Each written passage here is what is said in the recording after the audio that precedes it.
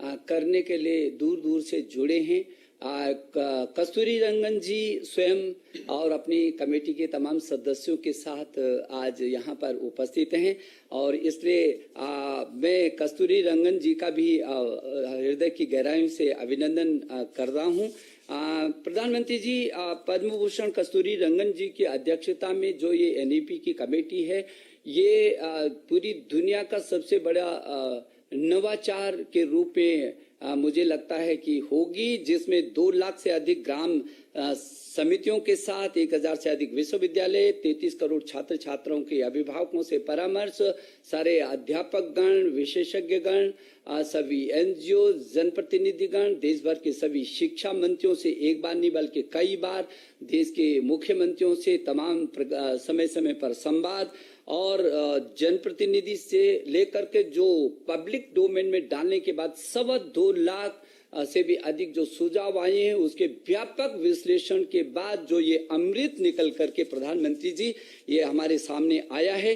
मैं ये समझता हूं कि जो आपके नए भारत के निर्माण का प्रधानमंत्री जी संकल्प रहा है, ऐसा भारत जो स्वच्छ भारत हो, स्वस्थ भारत हो, समृद्ध भारत हो, सशक्त भारत हो, श्रेष्ठ भारत हो, आत्मनिर्भर भारत हो और एक भारत हो, और जिसका रास्ता आपने प्रधानमंत्री जी का हमको दिया है कि make in India, digital India, skill India, startup और स्टैंड अप, इस रास्ते से भी हो करके आपने जो एक और मंत्र सूत्र दिया कि सबका साथ सबका विकास और सबका विश्वास लेकर के उन नीति पर, वो आपके विजन पर प्रधानमंत्री जी ये जो नई शिक्षा नीति आई है वो यूनेस्को के उस लक्ष्य को, जो सतत विकास के लक्ष्यों को प्राप्त करने का उसका लक्ष्य है, उसको भी केंद्रित करती है, उसको भी, उस लक्ष्य को भी प्राप्त करने की इसमें क्षमता है। प्रधानमंत्री जी, आपने हमेशा कहा है कि ये 21वीं सदी ज्ञान की सदी है, और जो प्रधानमंत्री जी आपके नेतृत्व में मैं समझ सकता हूं कि कितनी बार एक एक शब्द इस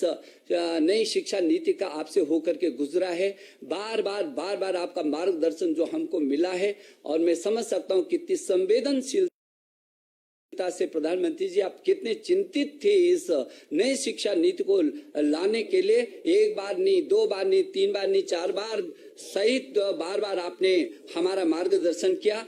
आपके मानवता के व्यापक विजन के साथ मानवीय मूल्यों के आधार पर समावेशी और सार्वभौमिकता लिए उत्कृष्टता और गुणवत्ता से ज्ञान, विज्ञान, अनुसंधान, प्रौद्योगिकी तथा नवाचार के साथ उदारवादी और विश्व प्रतिस्पर्धी रूप में भारत नॉलेज वेस्ट सुपर पावर बनाने के लिए, आपके श्रेष्ठ भारत के संकल्प को धरती पर क्रियान्वित करने के लिए आज ये देश भर का शिक्षा परिवार प्रधानमंत्री जी एकत्रित हुआ है। हम आपको भरोसा दिलाने के लिए दूर दूर से आपके साथ जुड़े हैं। मैं बहुत विनम्रता से आपको निवेदन करना चाहता हूं, प्रधानमंत्री जी हमारा मार्गदर्शन करें, आपके आशीर्वाद के हम अभिलाषी हैं। प्रधानमंत्री जी नमस्कार। मंत्रिमंडल में मेरे सहयोगी श्रीमान रमेश पोखरियाल निशंक जी, श्रीमान संजय धोत्रे जी, नेशनल एजुकेशन पॉलिसी, राष्ट्रीय शिक्षा नीति में बहुत महत्वपूर्ण भूमिका निभाने वाले देश के जाने माने वैज्ञानिक डॉक्टर कस्तूरी रंगन जी और उनकी टीम, इस सम्मेलन में भाग ले रहे वाइस चांसलर्स, अन्य सभी शिक्षाविद, सभी महानुभाव, आप सभी का बहुत बहुत अभिनंदन। नेशनल एजुकेशन पॉलिसी, राष्ट्रीय शिक्षा नीति के संदर्भ में आज का ये इवेंट बहुत ही महत्वपूर्ण है। इस कॉन्क्लेव से भारत के एजुकेशन वर्ल्ड को नेशनल एजुकेशन पॉलिसी, राष्ट्रीय शिक्षा नीति के विभिन्न पहलुओं के बारे में विस्तृत जानकारी मिलेगी। जितनी जानकारी और ज्यादा जानकारी ज्यादा स्पष्ट होगी, फिर उतना ही आसान इस राष्ट्रीय शिक्षा नीति का इम्प्लीमेंटेशन भी होगा। साथियों, 3-4 साल के व्यापक विचार विमर्श के बाद लाखों सुझावों पर लंबे मंथन के बाद राष्ट्रीय शिक्षा नीति को स्वीकृत किया गया है। आज देश भर में इसकी व्यापक चर्चा हो रही है। अलग अलग क्षेत्र के लोग, अलग अलग विचारधाराओं के लोग अपने व्यूज दे रहे हैं, राष्ट्रीय शिक्षा नीति को रिव्यू कर रहे हैं। ये एक हेल्दी डिबेट है। ये जितनी ज्यादा होगी उतना ही लाभ देश की शिक्षा व्यवस्था को मिलेगा। ये भी खुशी की बात है कि राष्ट्रीय शिक्षा नीति आने के बाद देश के किसी भी क्षेत्र से, किसी भी वर्ग से ये बात नहीं उठी कि इसमें किसी तरह का बायस है या किसी एक तरफा कोई झुकाव है। ये एक इंडिकेटर भी है कि लोग बरसों से चली आ रही एजुकेशन सिस्टम में जो बदलाव चाहते थे वो उन्हें देखने को मिले हैं। वैसे कुछ लोगों के मन में ये सवाल आना बहुत स्वाभाविक है कि इतना बड़ा रिफॉर्म कागज पर तो कर दिया, लेकिन इसे जमीन पर कैसे उतारा जाएगा?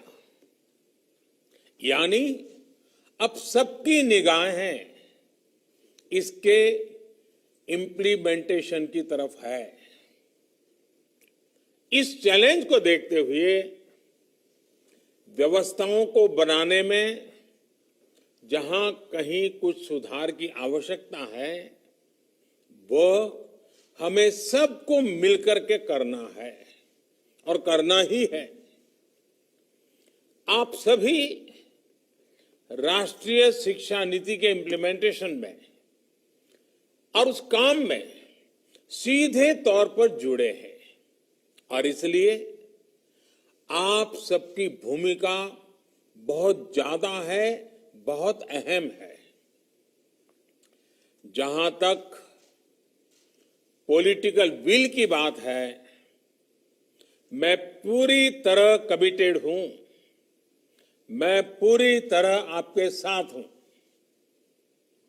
साथियों, हर देश अपनी शिक्षा व्यवस्था को अपनी नेशनल वैल्यूज के साथ जोड़ते हुए अपने नेशनल गोल्स के अनुसार रिफॉर्म्स करते हुए आगे बढ़ता है। मकसद ये होता है कि देश का एजुकेशन सिस्टम अपनी वर्तमान और आने वाली पीढ़ियों को फ्यूचर रेडी रखे, फ्यूचर रेडी करें। भारत की नेशनल एजुकेशन पॉलिसी, राष्ट्रीय शिक्षा नीति का आधार भी यही सोच है।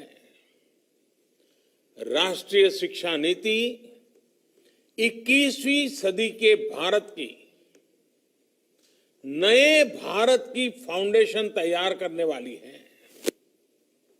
21वीं सदी के भारत को हमारे युवाओं और हमारे युवाओं को जिस तरह की एजुकेशन की जरूरत है, जैसी स्किल्स चाहिए, राष्ट्रीय शिक्षा नीति पर इन बातों पर विशेष फोकस है। भारत को ताकतवर बनाने के लिए, विकास की नई ऊंचाई पर पहुंचाने के लिए भारत के नागरिकों को और सशक्त करने के लिए उन्हें ज्यादा से ज्यादा अवसरों के उपयुक्त बनाने के लिए इस एजुकेशन पॉलिसी में खास जोर दिया गया है। जब भारत का स्टूडेंट, चाहे वो नर्सरी में हो या फिर कॉलेज में साइंटिफिक तरीके से पढ़ेगा, तेजी से बदलते हुए समय और तेजी से बदलती जरूरतों के हिसाब से पढ़ेगा, तो वो नेशन बिल्डिंग में कंस्ट्रक्टिव भूमिका निभा पाएगा। साथियों, बीते अनेक वर्षों से हमारे एजुकेशन सिस्टम में बड़े बदलाव नहीं हुए थे। परिणाम ये हुआ कि हमारे समाज में क्यूरोसिटी और इमेजिनेशन की वैल्यूज को प्रमोट करने के बजाय भेड़ चाल को ही प्रोत्साहन मिलने लगा था। कभी डॉक्टर बनने के लिए होड़ लगी, कभी इंजीनियर बनाने की होड़ लगी, कभी वकील बनाने की होड़ लगी। इंटरेस्ट, एबिलिटी और डिमांड की मैपिंग किए बिना होड़ लगाने की प्रवृत्ति से एजुकेशन को बाहर निकालना जरूरी था।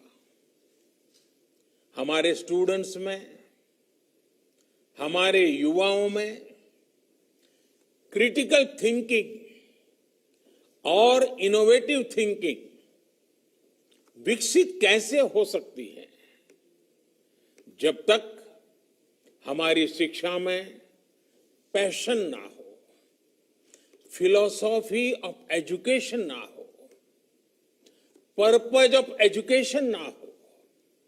साथियों, आज गुरुवर रविंद्रनाथ ठाकुर की पुण्यतिथि भी है। वो कहते थे, उच्चतम शिक्षा वो है जो हमें सिर्फ जानकारी नहीं देती, बल्कि हमारे जीवन को समस्त अस्तित्व के साथ सद्भाव में लाती है।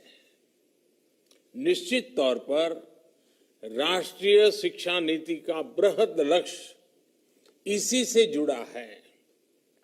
इसके लिए टुकड़ों में सोचने के बजाय एक होलिस्टिक अप्रोच की जरूरत थी, जिसको सामने रखने में राष्ट्रीय शिक्षा नीति सफल रही है।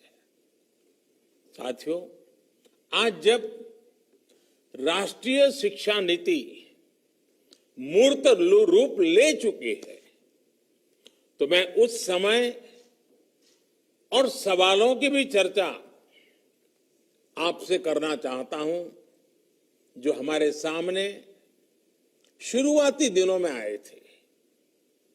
उस समय जो दो सबसे बड़े सवाल थे, वो यही थे कि क्या हमारी शिक्षा व्यवस्था हमारे युवाओं को क्रिएटिव, क्यूरियोसिटी और कमिटमेंट ड्रिवन लाइफ के लिए मोटिवेट करती है। आप लोग इस क्षेत्र में इतने वर्षों से हैं, आपने अपना जीवन शिक्षा के लिए खपा दिया है, समर्पित किया है। आप लोग इसका जवाब बेहतर जानते हैं। साथियों, हमारे सामने दूसरा सवाल था कि क्या हमारी शिक्षा व्यवस्था हमारे युवाओं को एम्पावर करती है, देश में एक एम्पावर्ड सोसाइटी के निर्माण में मदद करती है। आप सब इन सवालों से भी परिचित हैं और जवाबों से भी भली भांति परिचित है। साथियों, आज मुझे संतोष है कि भारत की नेशनल एजुकेशन पॉलिसी राष्ट्रीय शिक्षा नीति को बनाते समय इन सवालों पर गंभीरता से काम किया गया। साथियों, बदलते समय के साथ एक नई विश्व व्यवस्था, एक नए रंग रूप और व्यवस्थाओं में बदलाव, एक नई विश्व व्यवस्था खड़ी हो रही है। एक नया ग्लोबल स्टैंडर्ड भी तय हो रहा है। इसके हिसाब से भारत का एजुकेशन सिस्टम खुद में बदलाव करे, ये भी किया जाना बहुत जरूरी था। स्कूल करिकुलम के 10+2 स्ट्रक्चर से आगे बढ़कर अब 5+3+3+4 करिकुलम का स्ट्रक्चर देना इसी दिशा में एक कदम है। हमें अपने स्टूडेंट्स को ग्लोबल सिटीजन भी बनाना है और इसका भी ध्यान रखना है कि वे ग्लोबल सिटीजन तो बने, लेकिन साथ साथ अपनी जड़ों से भी जुड़े रहें। जड़ से लेकर के जग तक, मनुष्य से मानवता तक, अतीत से आधुनिकता तक सभी बिंदुओं का समावेश करते हुए इस राष्ट्रीय शिक्षा नीति का स्वरूप तय किया गया है।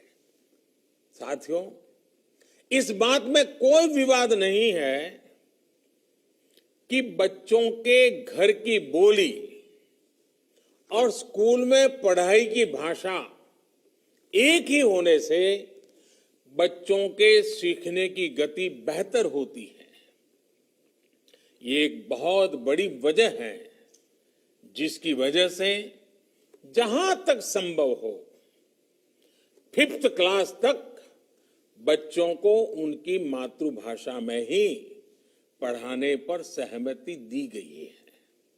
इससे बच्चों को और बच्चों की नींव तो मजबूत होगी ही, उनके आगे की पढ़ाई के लिए भी उनका बेस और मजबूत होगा। साथियों, अभी तक जो हमारी शिक्षा व्यवस्था है उसमें व्हाट टू थिंक, मैं बहुत जिम्मेवारी से बोल रहा हूं, व्हाट टू थिंक पर फोकस रहा है, जबकि इस शिक्षा नीति में हाउ टू थिंक उस पर बल दिया जा रहा है। ये मैं इसलिए कह रहा हूं कि आज जिस दौर में हम, और ये दौर ऐसा है जहां इंफॉर्मेशन और कंटेंट की कोई कमी नहीं है, एक प्रकार से बाढ़ आई हुई है। हर प्रकार की जानकारी आपके मोबाइल फोन पर अवेलेबल है। जरूरी ये है कि कौन सी जानकारी हासिल करनी है, क्या पढ़ना है। इस बात को ध्यान में रखकर ही राष्ट्रीय शिक्षा नीति में प्रयास किया गया है कि जो पढ़ाई के लिए लंबा चौड़ा सिलेबस होता है, ढेर सारी किताबें होती हैं, उसकी अनिवार्यता को कम किया जाए।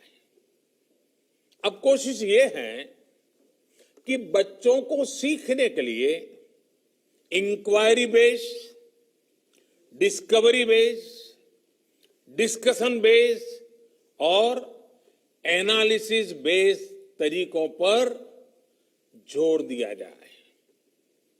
इससे बच्चों में सीखने की ललक बढ़ेगी और उनके क्लास में उनका पार्टिसिपेशन भी बढ़ेगा।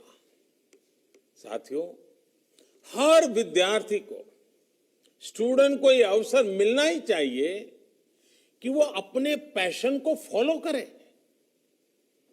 वो अपनी सुविधा और जरूरत के हिसाब से किसी डिग्री या कोई कोर्स को फॉलो कर सके और अगर उसका मन करे तो वो छोड़ भी सके।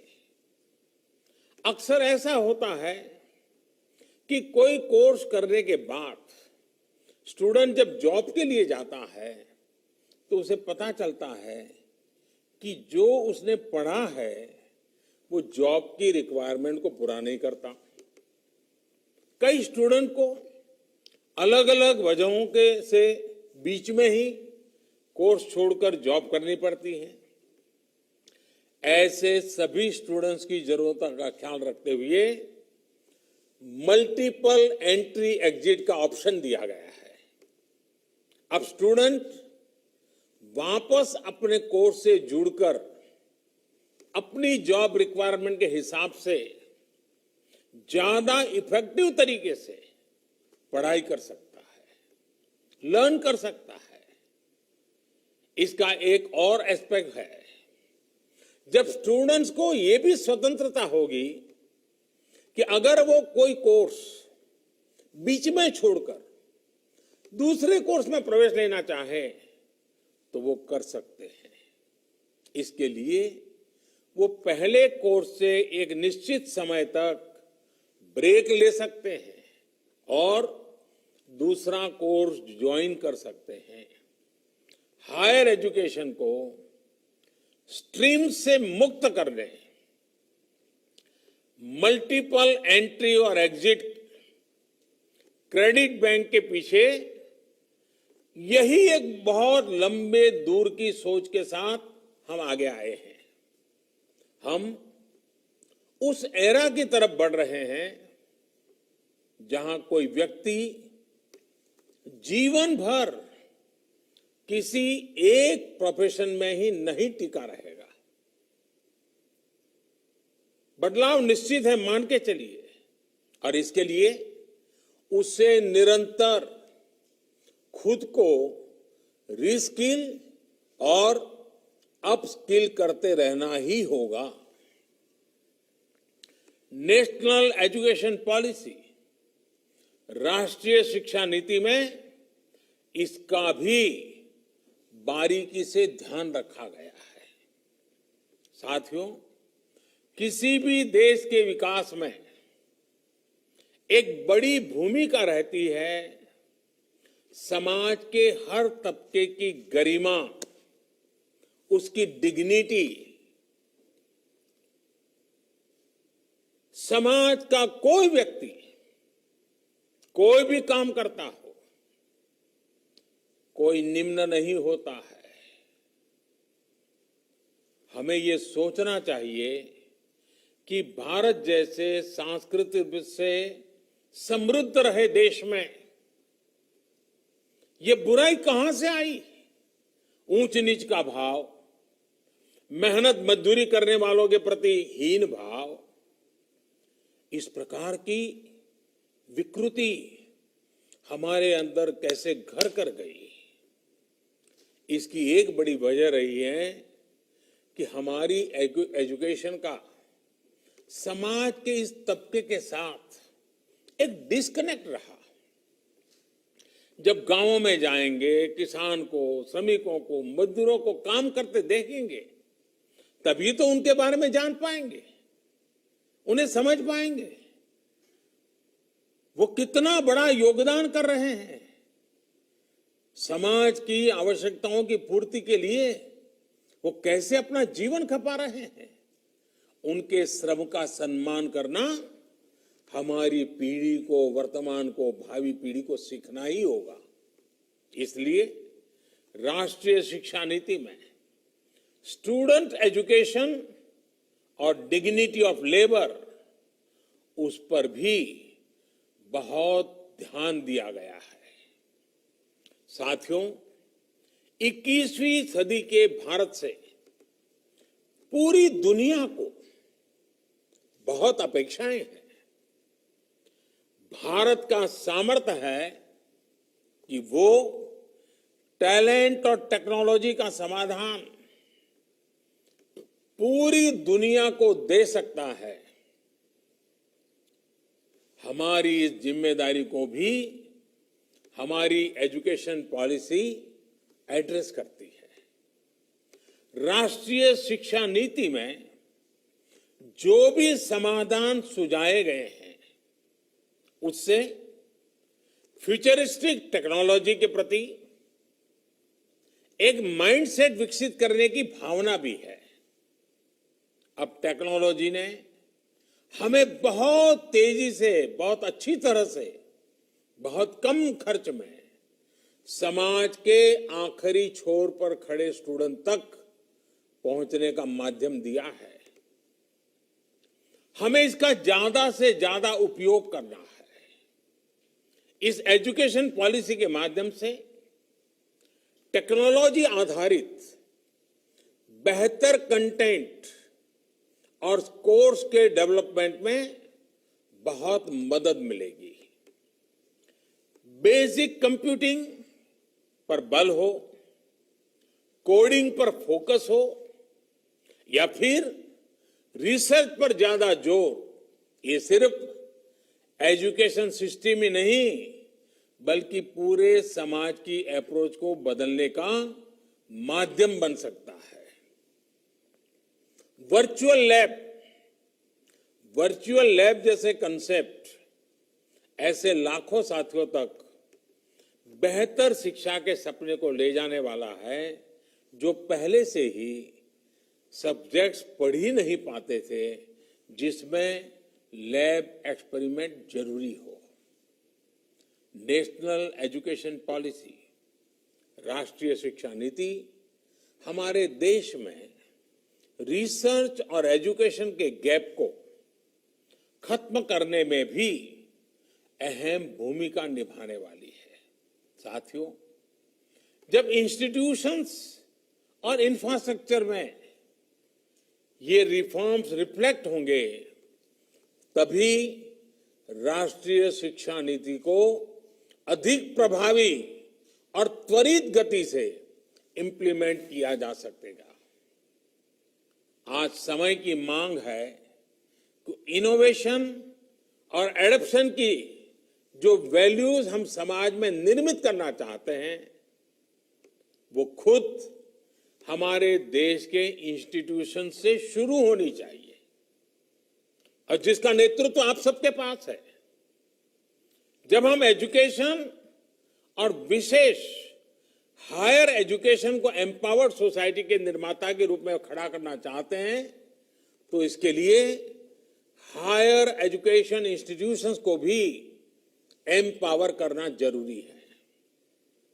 और मैं जानता हूं जैसे ही इंस्टीट्यूशंस को एम्पावर करने की बात आती है तो उसके साथ ही एक और शब्द चला आता है और वो शब्द आप बड़ी बात ही जानते हैं। वो शब्द क्या है? ऑटोनॉमी। ऑटोनॉमी। आप भी जानते हैं कि ऑटोनॉमी को लेकर हमारे यहां दो तरह के मत पूरे देश में प्रवर्तमान है। एक कहता है कि सब कुछ सरकारी नियंत्रण से पूरी सख्ती से चलना चाहिए, तो दूसरा कहता है कि सभी संस्थानों को बाय डिफॉल्ट ऑटोनॉमी मिलनी चाहिए। पहली अप्रोच में नॉन गवर्नमेंट संस्थानों के प्रति मिसट्रस्ट दिखता है, तो दूसरी अप्रोच में ऑटोनॉमी को एंटाइटलमेंट के रूप में भी ट्रीट किया जाता है। गुड क्वालिटी एजुकेशन का रास्ता इन दोनों के बीच में से ही निकलता है, दोनों मतों के मध्य से ही निकलता है। जो संस्थान क्वालिटी एजुकेशन के लिए ज्यादा काम करे उसको ज्यादा फ्रीडम से रिवॉर्ड किया जाना चाहिए। इससे क्वालिटी को एनकरेजमेंट मिलेगा और सबको ग्रो करने के लिए इंसेंटिव भी मिलेगा। नेशनल एजुकेशन पॉलिसी, राष्ट्रीय शिक्षा नीति आने से पहले हाल के वर्षों में आपने भी देखा है कि कैसे हमारी सरकार ने अनेकों इंस्टीट्यूशंस को ऑटोनॉमी देने की पहल की है। मुझे उम्मीद है राष्ट्रीय शिक्षा नीति का जैसे जैसे विस्तार होगा, शिक्षा संस्थानों को ऑटोनॉमी की प्रक्रिया भी और तेज होगी। साथियों, देश के पूर्व राष्ट्रपति महान वैज्ञानिक डॉक्टर एपीजे अब्दुल कलाम कहा करते थे, the purpose of education is to make good human beings with skill and expertise. Enlightened human beings can be created by teachers. वाकई शिक्षा व्यवस्था में बदलाव देश को अच्छे स्टूडेंट्स, अच्छे प्रोफेशनल्स और उत्तम नागरिक देने का बहुत बड़ा माध्यम आप सभी हैं, आप सभी टीचर्स ही हैं, प्रोफेसर्स ही हैं। शिक्षा जगत से जुड़े आप ही लोग इस काम को करते हैं और कर सकते हैं। इसलिए नेशनल एजुकेशन पॉलिसी, राष्ट्रीय शिक्षा नीति में डिग्निटी ऑफ टीचर्स का भी ध्यान रखा गया है। एक प्रयास ये भी है कि भारत का जो टैलेंट है वो भारत में ही रहकर आने वाली पीढ़ियों का विकास करे। राष्ट्रीय शिक्षा नीति में टीचर ट्रेनिंग पर बहुत जोर है। वो अपनी स्किल्स लगातार अपडेट करते रहें, इस पर बहुत जोर है। I believe when a teacher learns, a nation leads. साथियों, नेशनल एजुकेशन पॉलिसी, राष्ट्रीय शिक्षा नीति को अमल में लाने के लिए हम सभी को एक साथ संकल्पबद्ध होकर काम करना है। यहां से universities, colleges, school education boards, अलग अलग स्टेट्स, अलग अलग स्टेक होल्डर्स के साथ संवाद और समन्वय का नया दौर शुरू होने वाला है। आप सभी साथी, क्योंकि हायर एजुकेशन के सबसे शीर्ष संस्थानों के शीर्ष में है, तो आपकी जिम्मेदारी ज्यादा है। मेरा आग्रह है कि राष्ट्रीय शिक्षा नीति पर लगातार वेबिनार करते रहिए, डिस्कशंस करते रहिए, नीति के लिए रणनीति बनाइए, रणनीति को लागू करने के लिए रोड मैप बनाइए, रोड मैप के साथ टाइमलाइन जोड़िए, उसको इंप्लीमेंट करने के लिए रिसोर्सेज, ह्यूमन रिसोर्सेज, इस सबको जोड़ने की योजना बनाइए। और ये सारा चीजें नई नीति के प्रकाश में आप ही को करना है। राष्ट्रीय शिक्षा नीति सिर्फ एक सर्कुलर नहीं है। राष्ट्रीय शिक्षा नीति सिर्फ सर्कुलर जारी करके, नोटिफाई करके इंप्लीमेंट नहीं हो सकती है। इसके लिए मन बनाना होगा। आप सभी को दृढ़ इच्छा शक्ति दिखानी होगी। भारत के वर्तमान और भविष्य को बनाने के लिए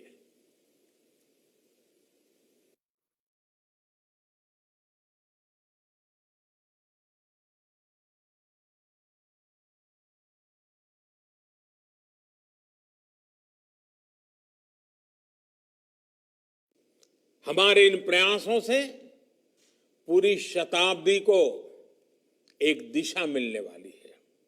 और इसमें इस गौरवपूर्ण अध्याय में जुड़ने के लिए मैं आपको निमंत्रित देता हूं। इसमें आपका योगदान बहुत आवश्यक है। इस कॉन्क्लेव को देख रहे, सुन रहे प्रत्येक का योगदान आवश्यक है।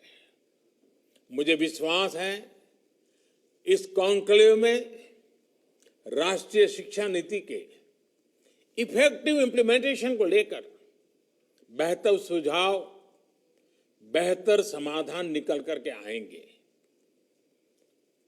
और मैं विशेष रूप से आज जब मुझे अवसर मिला है तो सार्वजनिक रूप से डॉक्टर कस्तूरीरंगन जी का, उनकी पूरी टीम का बहुत बहुत अभिनंदन करता हूं, बहुत बहुत धन्यवाद करता हूं। यह काम छोटा नहीं था, बहुत बड़ा काम था।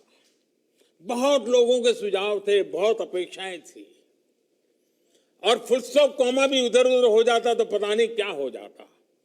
और इसलिए कस्तूरीरंगन जी और उनकी टीम ने कितनी बारीकी से, एक तपस्या की तरह इस काम को किया होगा, तब जाकर के संपूर्णतः विवादों से मुक्त, विश्वास से भरी हुई, सपनों को संवारने वाली, संकल्प को ताकत देने वाली और सिद्धि में अटूट श्रद्धा के साथ ये नई शिक्षा नीति हमारे सामने आई है।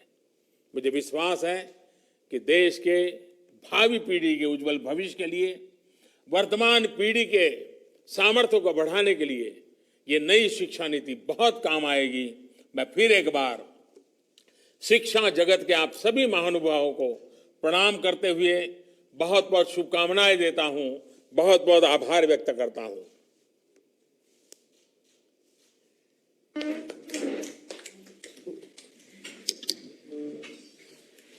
बहुत बहुत धन्यवाद प्रधानमंत्री जी, हम आपके बहुत आभारी हैं।